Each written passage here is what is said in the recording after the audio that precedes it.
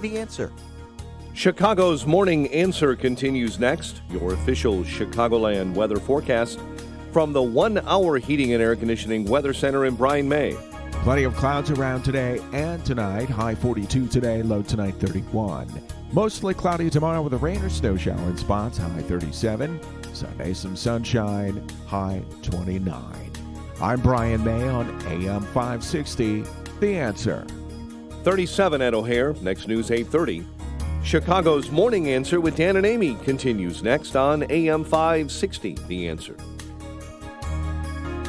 Find holiday gift ideas for you and the family at the leading indoor shooting range, Shoot Point Blank. Check out great savings on ammo, accessories, firearms, and more. Not sure what to get? Shoot Point Blank offers gift cards too. See shootpointblank.com for details. This is Chicago's Morning Answer with Dan Proft and Amy Jacobson on AM 560. The Answer.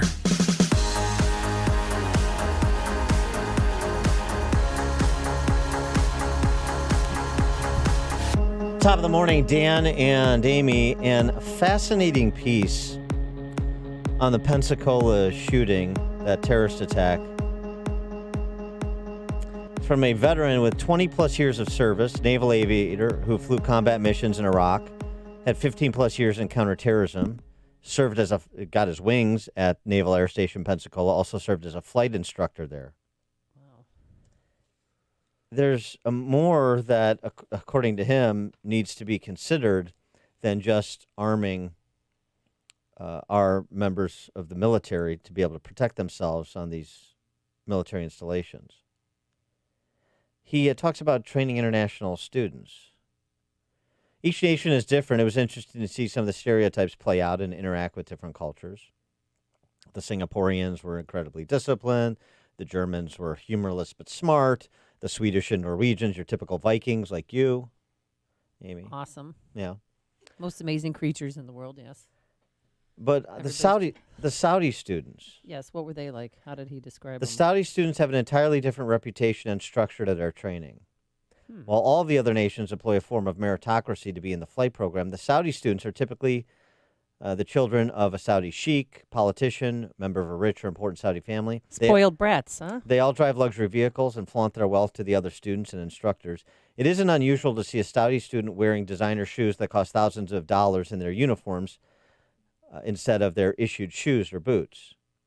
They don't stand any of the squadron watches, like assistant, like those with responsibilities for where the flight schedule is executed, things like that, while other nations participate fully in squadron functions. The Saudis also have a cadre of senior officials in Pensacola, ostensibly to monitor and aid the progress of the students. They employ a number of former and retired U.S. Navy pilots to serve as tutors to the Saudis, and also to provide instruction on how to properly interact with their U.S. instructors inside American society.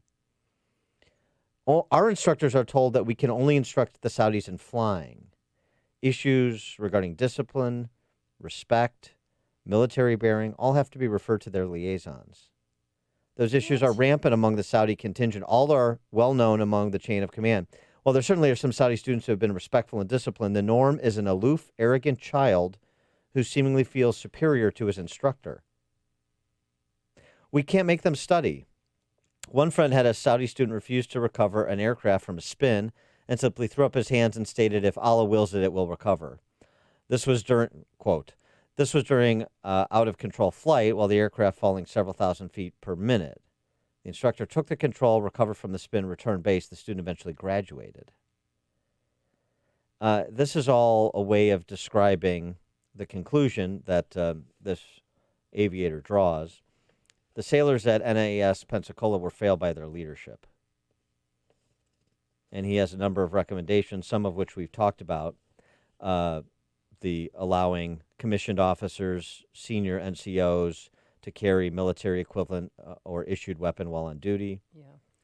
He argues, I mean, I know that the Saudi program has been suspended for now. All Saudi personnel in the U.S. should be restricted to the base and have their quarters searched for weapons. If they had no knowledge, they should be expelled.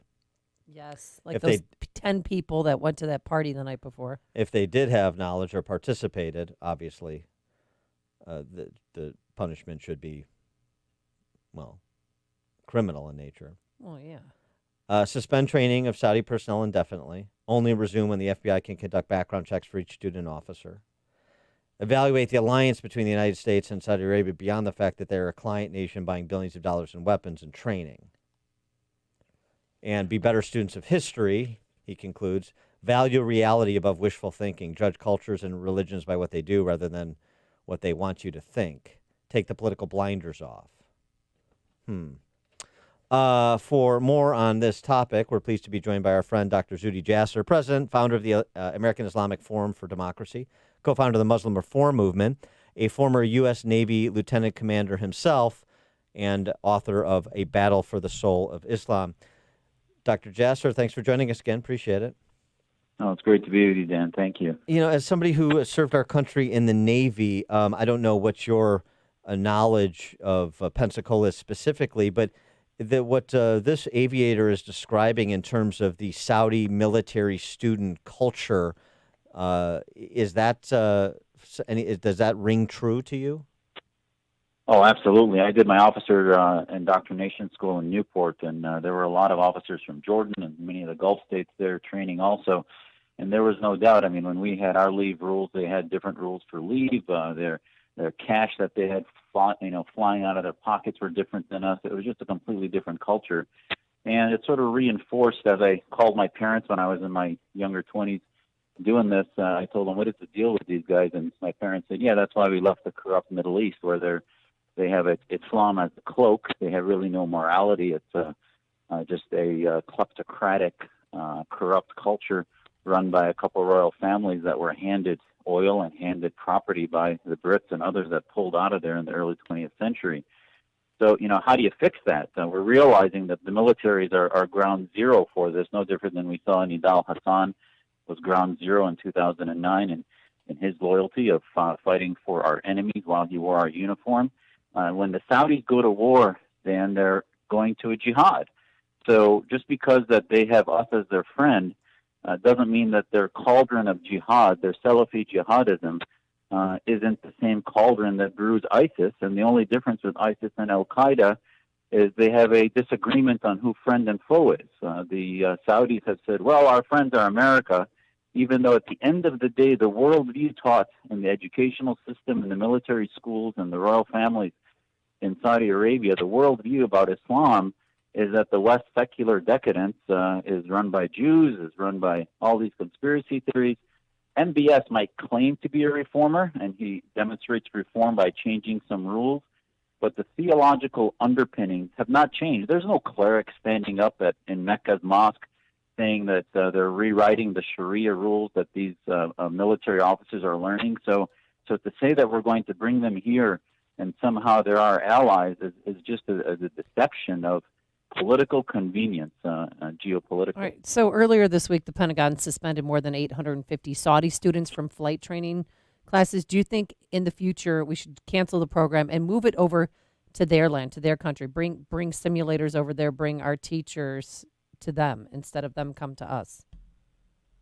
Yeah, that's one step. I think there needs to be a multi-step program to begin to unlock all of the underpinnings of this relationship where our alliances across the planet are not just black and white, where we're either 100% friends or we're 100% enemies. When I was on the U.S. Commission on Religious Freedom, we went 3 times to Saudi Arabia when I was on between 2012 and 2016. And I have to tell you, the toughest meeting I had wasn't with the Saudis. It was with the American ambassador to Saudi Arabia, who was a political appointee of Obama, and same thing with the Bush appointees before him. They're former Raytheon folks, former Lockheed folks who are all knee-deep into the Saudi oil machine and selling them arms and selling them jets, etc. Now, I get it. Listen, if we completely unravel this relationship, the bigger threat in the Middle East becomes worse, which is Iran. Mm-hmm. The Saudis have balanced that. But we have to start looking at Iran is on its heels now with a revolution. The Saudis may have before them a revolution in the future. As long as these countries don't have nuclear weapons, we need to start looking at the people in the prisons, the people of conscience, like we did in the Soviet era with the Cold War, and to begin holding them accountable. Same thing with Pakistan. Pakistan's an ally, and yet we couldn't even get bin Laden by telling them. They are a cauldron of Sharia supremacism. and we need to start working on the ground. There are people on the streets there that are using social media that don't agree with the regimes. And yes, things may get worse like they did in Iran for 40 years before now they're getting better. But we can't compromise who we are because we want to either sell weapons or sell oil. The argument that's made by this naval aviator, I've been reading excerpts from the piece I've been reading excerpts from, and others, is that we haven't learned the lessons here in America of Fort Hood, of the Navy Yard shooting, of the Chattanooga shooting, across a range, starting with the most obvious, which is allowing military to carry on these installations to protect themselves. The author points out the only reason that the Chattanooga body count wasn't higher was because the Navy commanding officer there, an aviator, disregarded the policy and had his personal handgun with him in his office. He confronted the attacker and returned fire. That seems to me like an obvious first step, but are there other lessons to learn from those previous attacks, and now Pensacola add to the list that require more comprehensive remedies? Yeah, I mean, the lessons, look, the Saudis, in just 3 days, now the Saudis release a report. Oh, look, he was following on Twitter four Muslim Brotherhood clerics that we should have seen. And now all of a sudden, if this guy had been in Saudi Arabia, him and his other 7 pilots that were there would be beheaded already. And they'd say, oh, look, we fixed the problem. And meanwhile, the worldview that they're teaching of Islamic dominance, et cetera, this guy wasn't radicalized like the Saudis are trying to tell us just last year when he went back and got operationalized by some Muslim Brotherhood folks that the Saudis now are saying they're enemies. He was radicalized over his lifetime in an educational system that says that Islam will dominate. There's a future caliphate. It's a worldview that they look upon the West as decadent, and we need to look at that as part of the radicalization process. These guys don't get radicalized overnight. The Chattanooga shooter was posting online 2 years before that he wanted Islam to dominate, and the political correctness didn't see that as violent. They saw that as simply his faith. And the media and others are turning blind eye to radicals that, I mean, look at the Nidal Hassan was walking around Walter Reed Hospital with a card that said Soldier of Allah for years. And even after we knew that, 3 years later, the FBI report of 200 pages didn't even really mention his ideology of political Islam and supremacism. So we need a public-private shift in realizing that the worldview of Islamists, from the Pakistani Islamic Republic to the Wahhabis of Saudi Arabia to others, are our enemy ideologically, and we need to begin a slow shift towards liberalization of those ideas and holding them accountable to 21st century principles. Same thing with Turkey. This concept about Turkey being part of NATO, when Erdogan is calling for the end of the West and fighting the enemies of Islam and the Jews of Israel, etc. He said that 2 days after leaving our White House, and everybody's ignoring it as if he's some kind of NATO ally. You had a knife attack a couple weeks back in London. You had an anti-Semite running to be prime minister, Jeremy Corbyn, who got his clock cleaned last night by Boris Johnson. Does that do you sense and here with respect to the Jersey City shootings, we find again Jews being targeted, the rise of anti-Semitism. And that rise of anti-Semitism seems to be almost exclusively, certainly substantially, coming from the left. The British people's reaction last night, the heat that people like Rashida Tlaib are taking here for saying that Jersey City shooting was white supremacist. Are those encouraging signs to you that people are waking up? It is. You know what's encouraging? The victory of Boris Johnson is not only a death knell for the growth of anti-Semitism in Britain and Europe, but it's also a boon for rational nationalism. And I think this is, as an American Muslim, what prevented me from being radicalized was the fact that the only thing I'd die for is America, and that's why I went to the U.S. military and wanted to fight against our enemies, foreign and domestic. The jihadists want to die for Islam. So if the Saudis try to say, oh, wait a minute, America is our friends, don't attack them, but we do want to die for Islam in our government.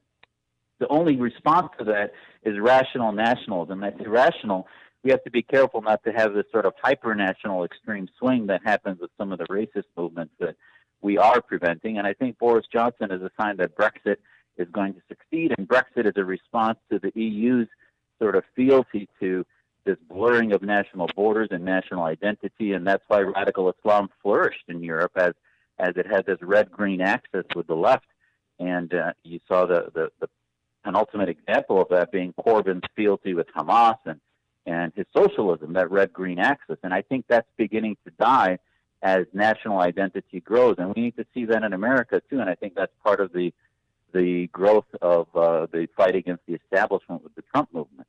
He is Dr. Zuhdi Jasser, the president of the American Islamic Forum for Democracy, co-founder of the Muslim Reform Movement, former U.S. Navy lieutenant commander, and author of the book A Battle for the Soul of Islam. Dr. Jasser, always a pleasure. Thanks for joining us.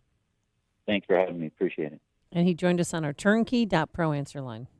There's only one radio show in Chicago talking about today's biggest stories and telling you what they really mean. That show is this one, Chicago's Morning Answer on AM 560. The Answer. What's the easiest way to eat a lot of fruits and vegetables? Balance of Nature. Balance of Nature is the quickest and easiest way to consume several different sources of clean energy from the sun. By simply removing the water and air, Balance of Nature can take 31 whole fruits and vegetables and put them into quick and easy-to-eat capsules. With just 3 fruit capsules and 3 veggie capsules, you get the equivalent of over 10 servings of fruits and vegetables every day. That's a lot of stored energy that your body will love. So if you are looking for an easier way to get clean energy, go to balanceofnature.com and order your bottles of sunshine today. Call or go online now and become a preferred customer, which gives you our best pricing and free shipping. And we will take an additional 25% off of your first order. Plus, get a set of convenient travel bottles containing a free additional week supply of Balance of Nature's fruits and veggies. Call 800-2468-751 or go to balanceofnature.com and use discount code Chicago. Hey, if you own a business and are planning for 2020, listen to this important message. A big change is coming to Windows 7. It's expiring in mid-January, and Microsoft will stop releasing your updates and patches for this version. Now, without those updates, your network security will be compromised. Windows 10 is the required operating system to keep your network secure, and Turnkey IT can help keep your businesses, employee, and most importantly, your customer information safe